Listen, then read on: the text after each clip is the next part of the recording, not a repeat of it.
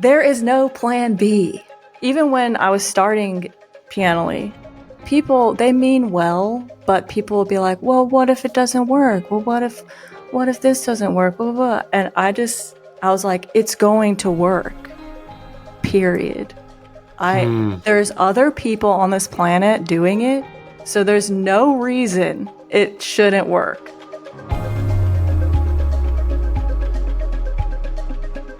So over the last year, I have noticed in the zeitgeist and in the space that we're in on social media and just in the music school industry in general, there has been a move or a shift in the way I think some school owners or some music educators are thinking. And I've seen an increasing number of people wanting to do online lessons. And I've seen an increasing number of studio owners, school owners wanting to build something online or build online music courses. I've seen an increasing number of coaches come out of the woodwork and say, hey, I kind of specialize in that. Let me help you build your online music course. What my observation has been is that when you move from a local studio or local music school that's bound geographically, when you move from trying to promote that to trying to promote something that is or could be global, there is an order of magnitude of difficulty in building a company like that. And I've seen folks who are trying to build YouTube channels, trying to build an online presence, an online brand. And so I actually wanted to bring someone on today who's doing it. And we had her on a couple weeks ago, an old friend of mine, Kaitlyn Davidson, and she came on for 5 for 5 and gave like a really good interview there. If you haven't seen that, you should definitely check it out. It's episode 87. So go check that out. She gives some really good targeted advice about hiring a general manager and being able to be a little bit more disconnected from your school and building systems around that. But I wanted to bring her back because, and we didn't talk about this in the last episode, Kaitlyn, but while she's been running a studio with 400 plus kids in it, she's also been building a side business, an online brand on the side. And I wanted to bring Kaitlyn on to talk about that. So welcome back to the podcast, Kaitlyn. I'm really excited you're here. Hi, thanks for having me. Yeah. So at the beginning of the last episode, I asked you to talk a little bit about Highland in downtown Atlanta and maybe give some basic details on that. So I think I want to start this episode by asking you, what is Pianoly? What is this online brand that you're building? Pianoly is an online program, and I say on my YouTube channel, I'm helping adult students go from struggling to learn the piano to being able to play their favorite songs in months, not years. So it's a different approach to learning the piano where they can play pop music. It's not a classical program. It's a popular music program where they learn more chord-based approach and are able to play songs that way, starting with chords. Interesting. Okay. Why did you start it? I will give you the honest story. Okay. I saw Tony Robbins many years ago. And when I saw Tony Robbins, he has quite an energy. If you've ever seen him in person, the energy about him makes you be like, I don't know. It's just like, whoa, like you can watch him on YouTube, but it's very different in person. And I thought to myself, I had Highland. It was a lot smaller then. But I had Highland and I was like, I would love to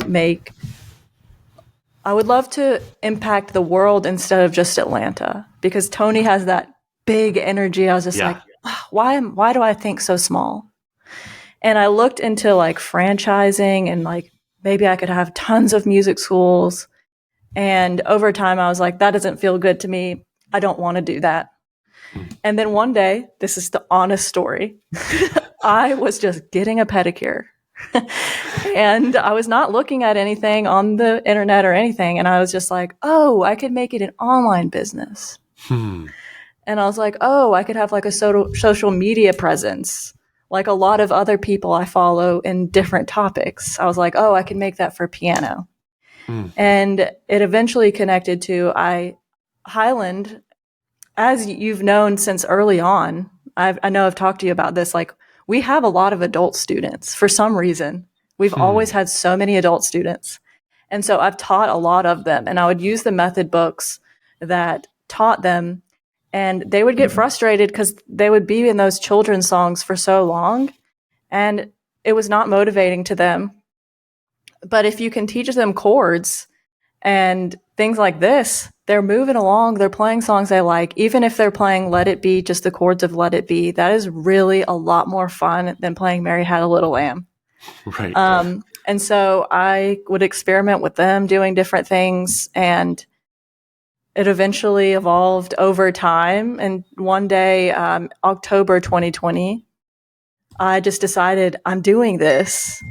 So the idea came before the pandemic. A lot of people think it came during, because of the pandemic that I wanted to do an online thing, but the idea came even 2 years before that. I just wasn't ready to get going, I guess. And so then October 2020, I was like, I'm doing this. I'm taking it seriously. And I knew I wanted to make it an online course. And I had a general idea of the curriculum, though it evolved over time, based on a lot of research I did and just working with students. The curriculum evolved. And so that's kind of how it got started. Was I eventually just said, okay, we're going to do this now.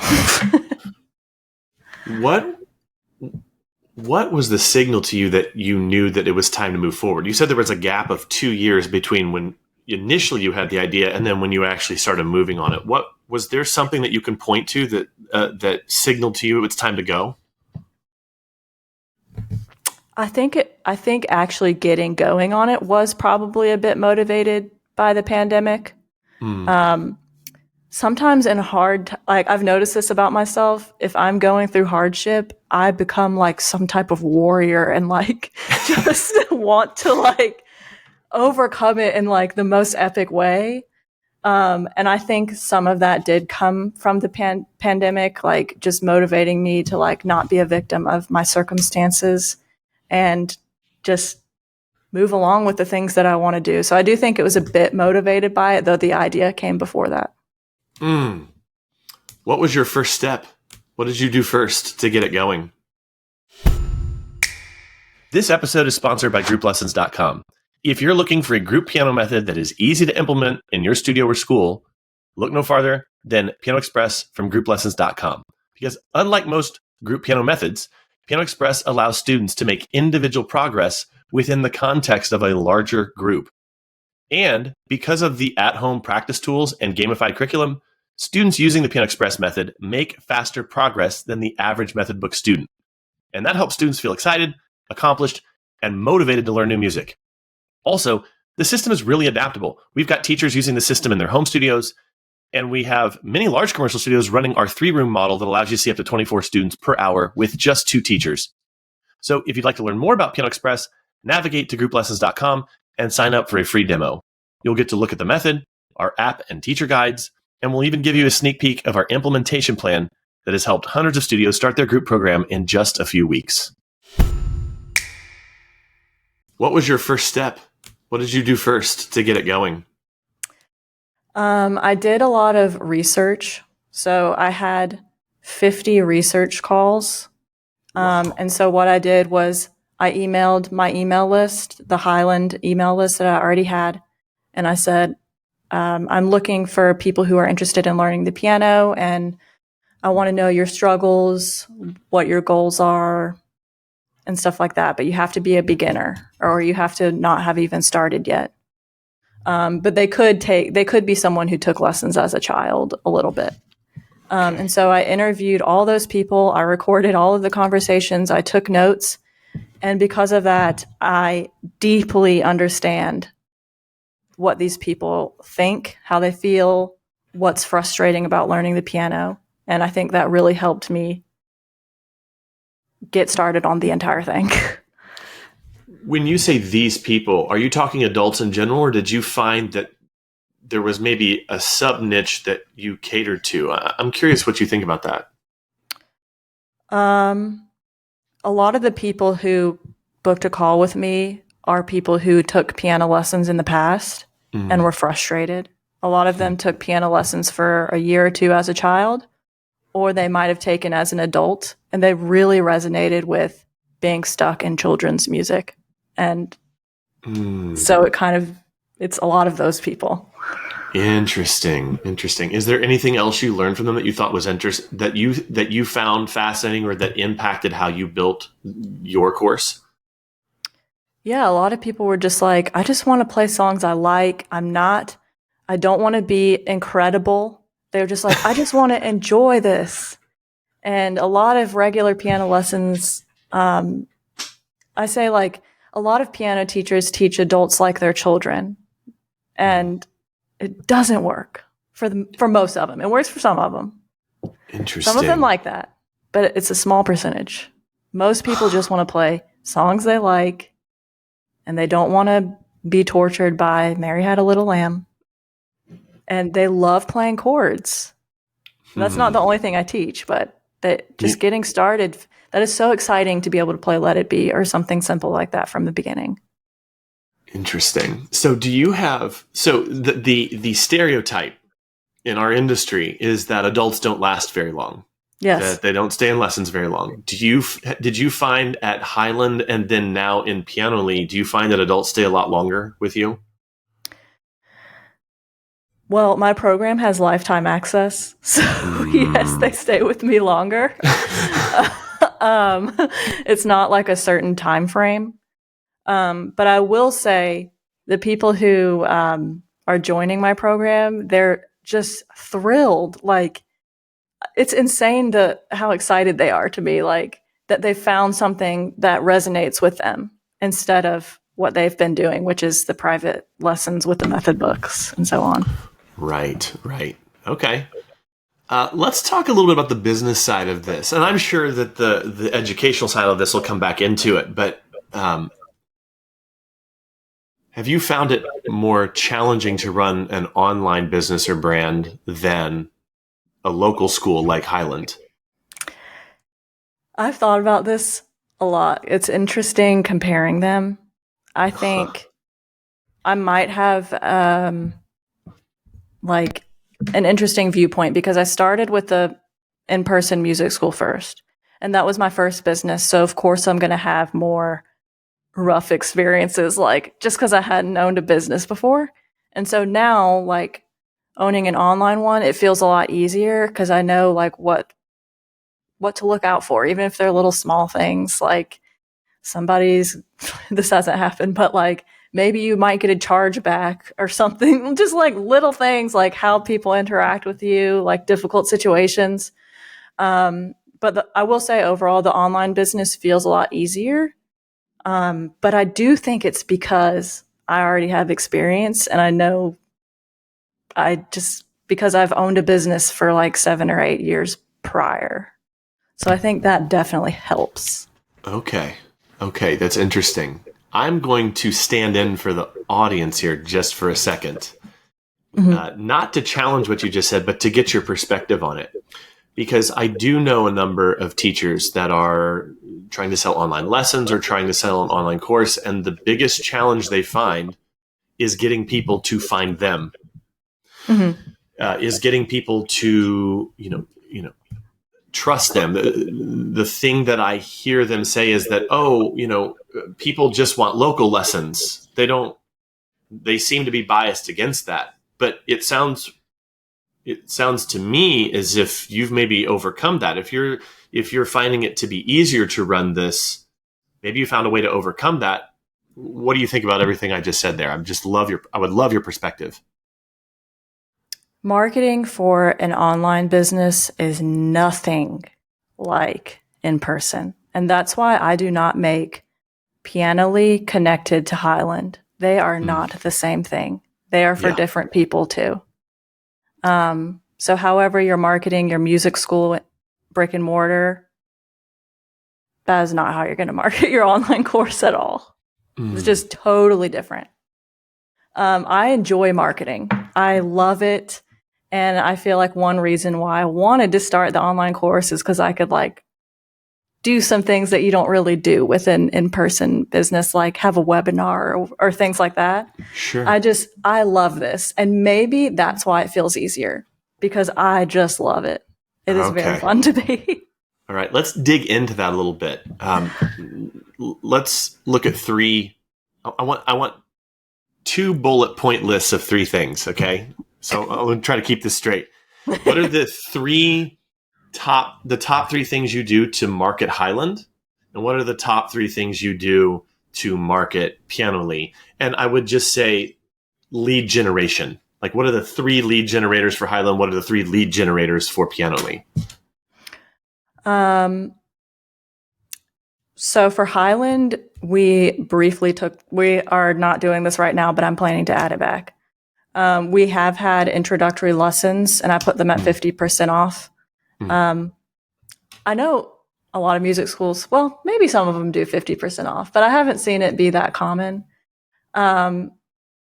We do that to get them in the door. And we do that for the Music Together classes as well, the Mommy and Me music. That's the main way that we get students for Highland Music Studio. Okay. And then finding us on our website.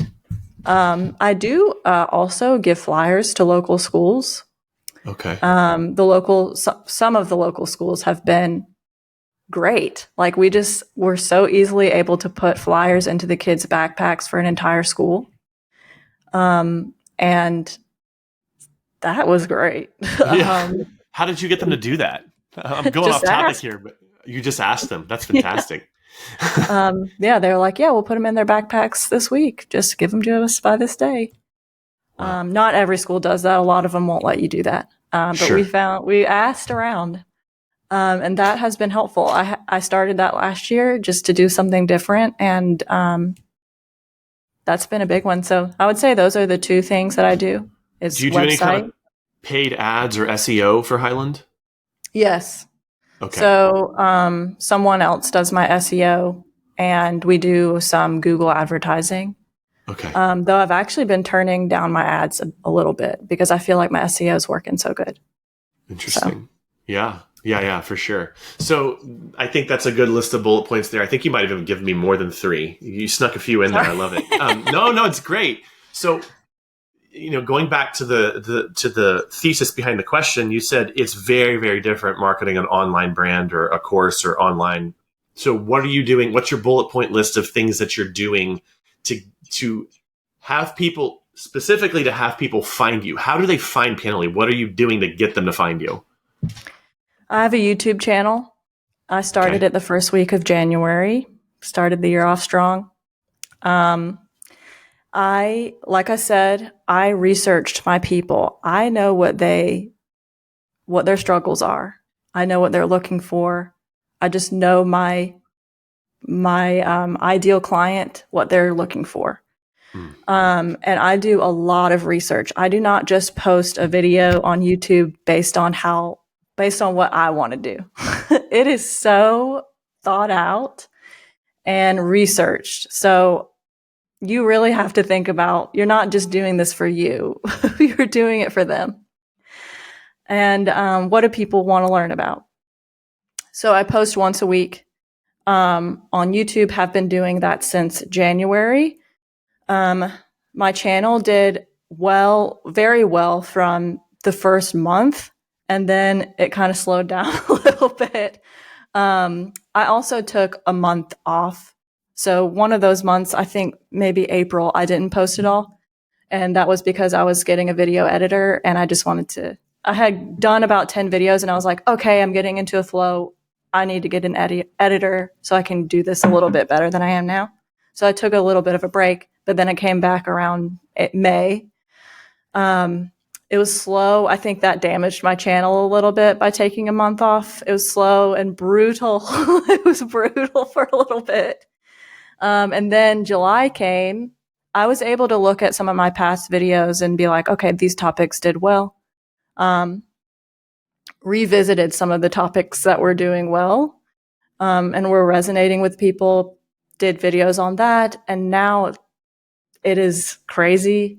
I have 25,000 subscribers, and there's about 26 videos that I've posted.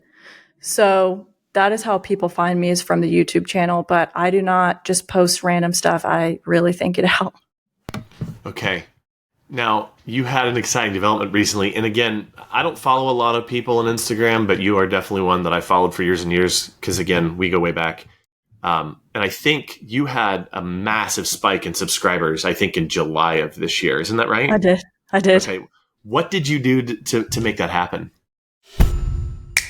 This episode is sponsored by BigMusicGames.com. As our listeners know, Brooklyn Music Factory is all about a fun, fluency-first approach to music lessons.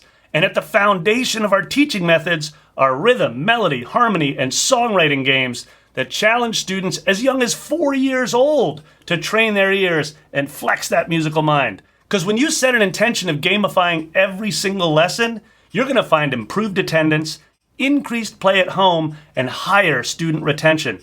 So we've set up a website just for our listeners so you can start playing today. Go to bigmusicgames.com/7FMS and create your free account. Again, that's bigmusicgames.com/7FMS. And if you join today, I'm going to send you a personal invite to join our weekly teacher training call with me and Greggy Bizzle, our chief game designer. Go ahead and put play back into practice with Big Music Games. You had a massive spike in subscribers, I think in July of this year. Isn't that right? I did. Okay. What did you do to make that happen? I knew which video topic did well based on, again, the videos that I observed that did well in the past. I didn't know it was going to do as well as it did. I didn't know it was going to go like crazy on YouTube. So a video of mine about arpeggios just shot off. And then ever since then, YouTube, I guess, I don't understand the algorithm. None of us totally understand it. Yeah. YouTube was like, oh, people like you. So then they start shooting off all these other old videos. And it's like, it's just now all of them are like, woo, going crazy. Wow. So it's like I hit like I proved to you the YouTube algorithm that people like what I'm doing. And now they're like, okay, we trust you. And so they're like pushing my channel a lot ever since then. Interesting. Okay, so it's one thing to be discovered. The discoverability is huge, and if you get the algorithm on your side, like you're saying, that's awesome. How did you actually turn subscribers into customers? What are you doing that's turning subscribers into customers of your online course? So I have a webinar that they can watch, a free training. So they're going to go through that webinar. At the end of it, everybody does this differently. So there's so many ways you can do this part of it. Some people you can purchase right after the webinar. For me, I invite them to schedule a call. So once they schedule a call, I'm currently the one doing the calls. And then I have a call with them, and then they can decide if they want to purchase with me from there. Okay. That's cool. And your training, it's a one-time cost and they have a lifetime access to it. Is that right? Yes. So my online course, there's one fee and then they have lifetime access. Do you have any sort of recurring revenue upsell or downsell or anything like that? I'm curious. Nope. It is just this one course. Interesting. Yeah. Okay. Cool. How much of a difference did that viral video, the one in July, how much of a difference did that make? You don't have to get into like specific numbers. I know that's probably maybe something you want to keep a little bit, maybe you want to keep it a little bit on the hush hush. But did you see that making a big difference in the number of people that were actually coming into the training? Absolutely. Okay. It was shocking. Like it was about 2,000 something people in June. And now, like I said, it's over 25,000. And so because I'm getting so many more views and subscribers, that creates more people going into my webinar. Do you promote the webinar in the content or just in the description on YouTube? I promote it in both. Okay. Are you doing YouTube Shorts at all? No, I'm not. Okay. Are you doing YouTube ads at all? No. All right. Was just asking. I'm not. Yeah, it'd be interesting. It'd be interesting to dive into that maybe a little bit. So maybe as we go into the into the wrap up here, and I'll just say this. I'm always saying, "Oh, let's wrap up," and then I usually have like another 20 minutes after I start saying that. But let me just ask like a really blunt question here. Would you recommend others do this? Yeah. Why?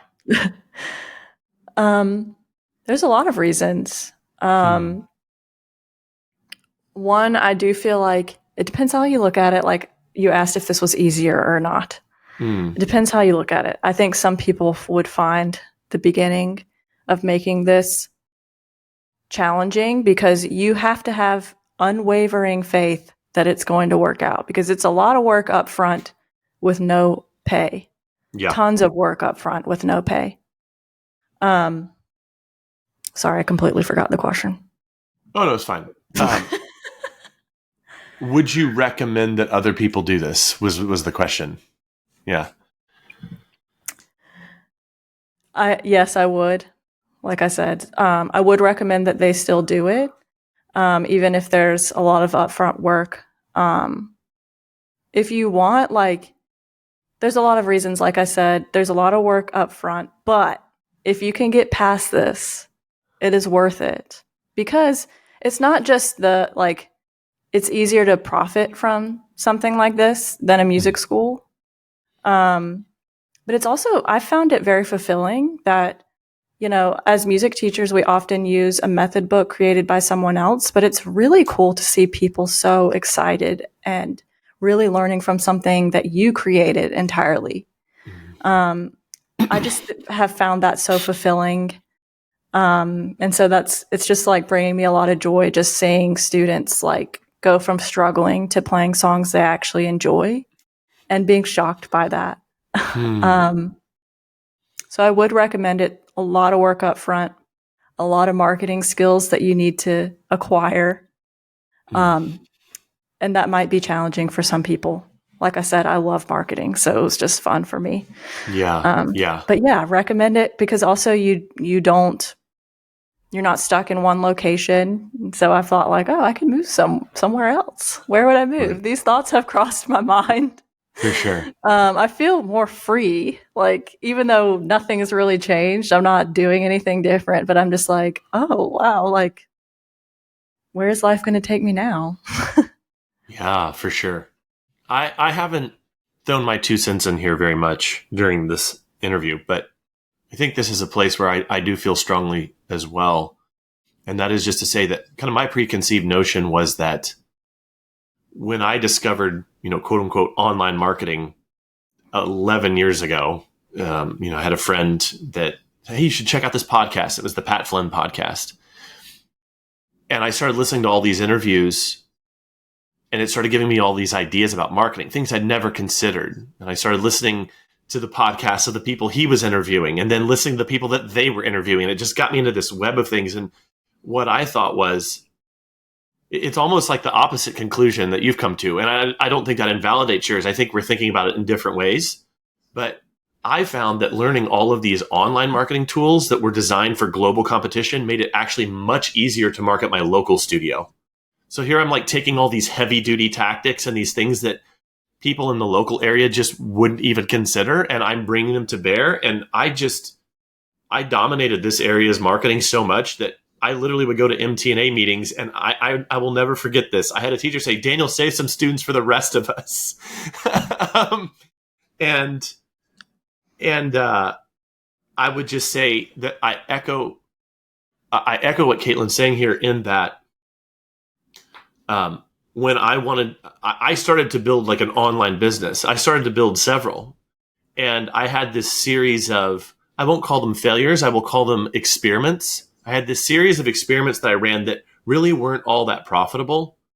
And maybe I gave up a little too easy on them. Maybe I didn't have that stick-to-itiveness that Kaitlyn's talking about here. But at the end of the day, as I got deeper into them, I actually found that I actually wasn't all that passionate. I was a little more mercenary about it. I didn't have like the love that you have clearly for your customer and that sort of thing. I was just like, hey, let's see if I can make some money drop shipping things from China, but I didn't really have passion there. The thing that I stuck to was this, obviously. And so I would just say that for those listening, I really do think that she's 100% right in that you've got to believe in it. You've got to want to do it. And that's true whether you're building an online brand or whether you're building a local school. You need to do it enough until you love it.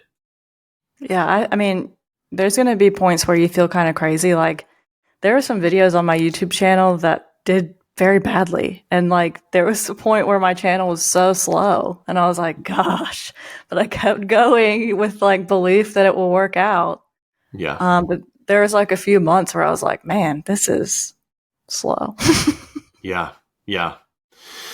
So maybe, again, in wrapping up, if you were to teach someone how to do this, what would your first couple of steps be for them? If you were teaching them like, hey, here's how to get your online course off the ground. Here's how to, interpret this however you want. I'm just curious what your first couple steps would be to teach them. I would narrow down what you're planning to teach. Then I would do a bunch of research on people who would want that product. So that could be having phone calls with people. Then I would start selling it before you even make it, and teach it live first. So, and right now my online course is pre-recorded. But there was a previous version where I taught it to actual students live, and I tested to make sure it worked.